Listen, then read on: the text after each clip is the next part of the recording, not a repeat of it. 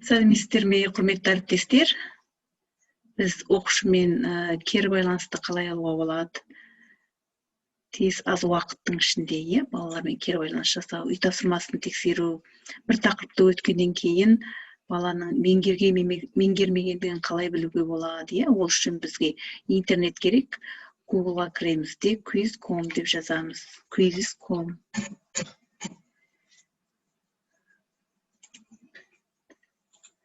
Quiz.comға кіреміз.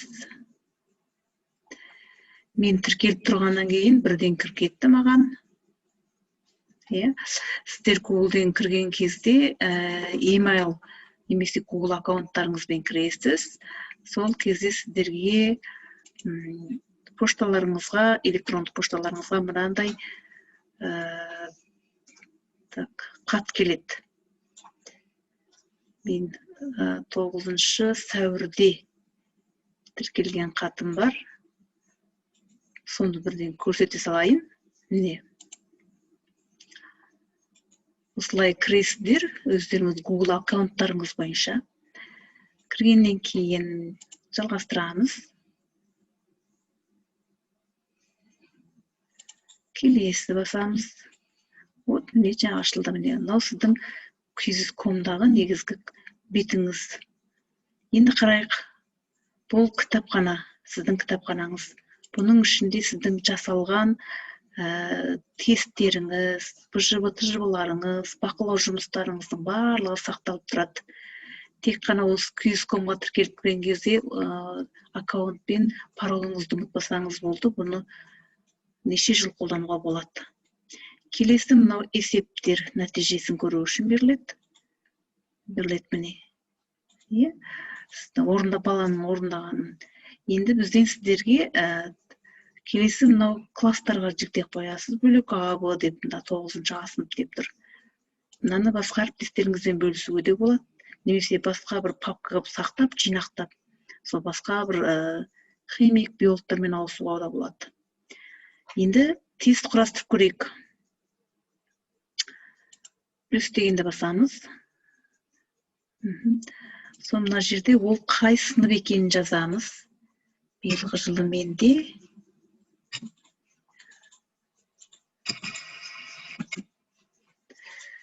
Так, 7-ші сынып.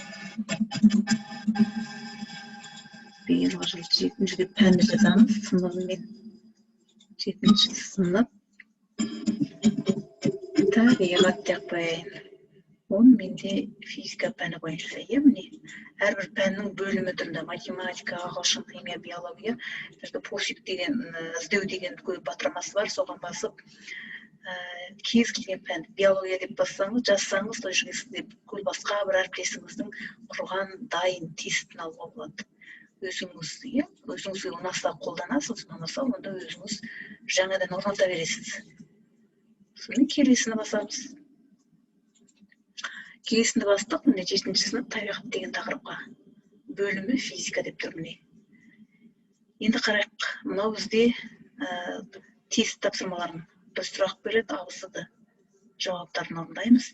Мынау бізде көп жауабын таңдауға арналған, мынау бос орын толтыруға арналған, мынау сұрақ пен жауап, мынау сұрақ қоясыз, бірақ та оған көп мәтінмен жауап беруге болады. Енді бұл гуманитарлық пәндерге өте жақсы тиімді әдістердің бірі, кері байланысқа өте жақсы. Енді қане кеттік. Тез құрастырып көрейік. Бірінші мынаны көрейік түрін. Осылай сұрақ 1 шыға келетін жерге сұрақты жазамыз. Так, өз пәнім бойынша жұмыстың өлшем бірлігі не деген сұрақ болсын. Осылай құрып аламын 7-ші сыныпқа. Бірінші жауап, жоқ. Екінші жауап, Ньютон. Үшінші жауап, Паскал. Төртінші жауап, сантиметр жасайын. Енді қараймыз, бірден дұрыс жауап белгі етеміз, бірақ ол балаларға көрінбейді. Балалар орындаған кезде олардың телефонында, компьютерінде осындай болып тұрады, сонда балалар өзі белгі салады. Енді уақыттан қараймыз, бұл өте оңай сұрақ болғандықтан мен оған 5 секунд уақыт беремін. Sonra келесі дегенді басамыз міне. Келесі, ары қарай. Келесі. Тағы да сұрақты жазғың келсе, тағы да келесіні басасыз міне осылай. Келесі жолы мен енді мынаны көрсетейін сізге, иә. Міне жерге жазуға болады тағы. Так. Қуаттың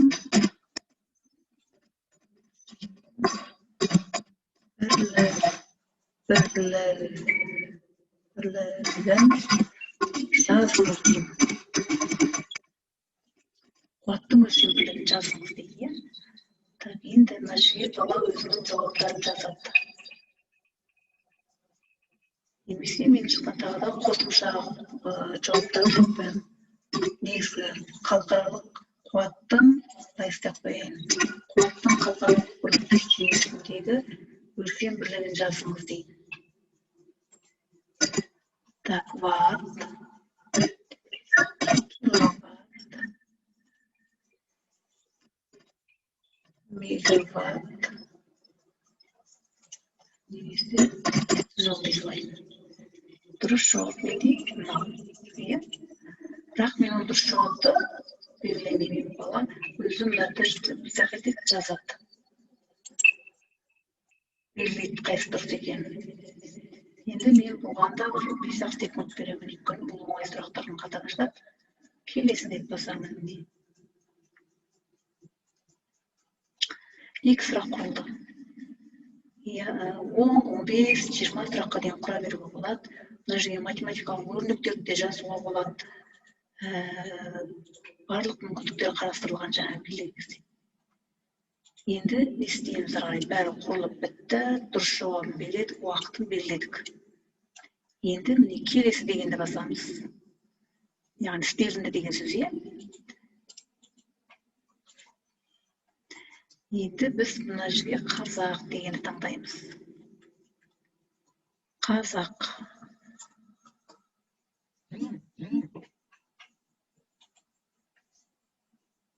Вот, міне қазақ. 7-ші сыныптан 7-ші сынып басқа еш жеріне тимейміз. Сақтауды басамыз. Енді қарай, құрметті әріптестер, бірінші тұрған мына күлгін төртбұрыштың ішіндегі тура сол сабақ болып жатқан кезде ойнатылуға арналған белгі. Ал мынау үй тапсырмасы ретінде homework, үй тапсырма ретінде қарастыруға болады. Қазір менде ешқандай бала тіркелмей отырғандықтан мен сіздерге мына көрсетемін. HW дегеніміз ол homework, үйге берілетін тапсырма деген сөз. Оған белгілі бір уақыттар кетеді. Ал мынау тура сол моментте сабағыңыз тақырыбыңызды өтесіз, осыны басу арқылы сілтемені WhatsApp немесе Telegram желісіне жіберсеңіз, балалар бірден сол күйсікомға кіріп сіздің тапсырмаларыңызды орындай береді.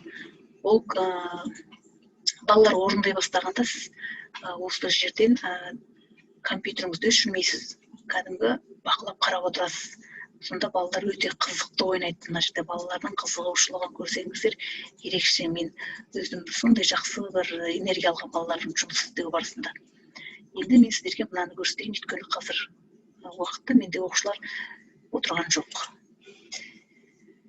Енді қарайық, онда бүгін менде 24-ті, мен оны күтемін тексеруге 28-не дейін 4 күн аралық беремін. Жалғастыруды басамын. Мына тұрған белгі сілтемесі соның. Сілтемесін аламын, мен мына жақтағы WhatsApp желісіне барамын. WhatsApp желісіне барып, басамын. Соны жіберемін де. Бұл оқушы бұлай ашады, осылай ашылады. Осылай ашады оқушы. Бастау дейді. Аша екі. Мынадай шыққан кезде оқушылар бір-бірімен жарысатын дейді. Қуаттың өлшем бірлігі ватт. Келесі не ватт. Екінші жұмыстың өлшем бірлігі жол. Бітті, барлығы істейді. 100%.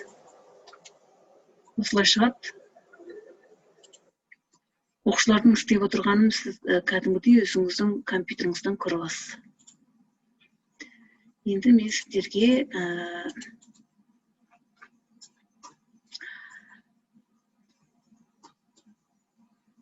оқушыдан келген жұмысты қалай істеуге болатынын көрсетейін.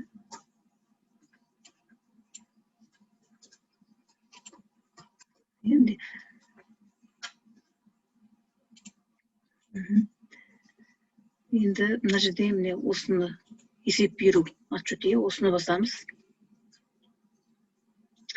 Так, осыны басқаннан кейін, міне бізде көп балалардың істеген жұмыстары тұр менде. Әрбір неде, так, кез келген балалардың істеген жұмыстары тұр. Осыны аламын да, мен біреуін рендеген сәулелер дегенді көре салайын. 9-шы сыныпта істегенде. Әмина дейді, ұлдана, жүзінде. Өзіңіз белгілі бір аралықтарын қойып аласыз. 70 пен, яғни 80 мен 100-ің аралығы 5, 60 пен 70-ің аралығы 4, одан кейінгі 3, 2 деп өзіңіз пайыздары бойынша қойып аласыз да бағалай саласыз. Сонда бала біліп отырады. Яғни мына бала 0, өзі аты жазып дұрыс кірмегеніне.